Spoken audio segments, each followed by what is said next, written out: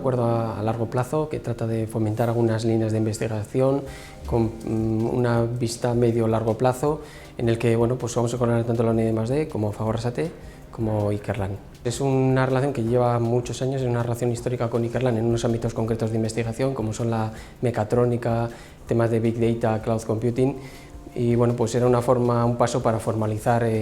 la relación, a darle estabilidad en lo largo del tiempo, impulsarla y buscar más amplitud en la colaboración en cuanto a captación de talento, líneas de investigación estratégicas, y bueno, era el paso normal de una relación en la que ambas partes están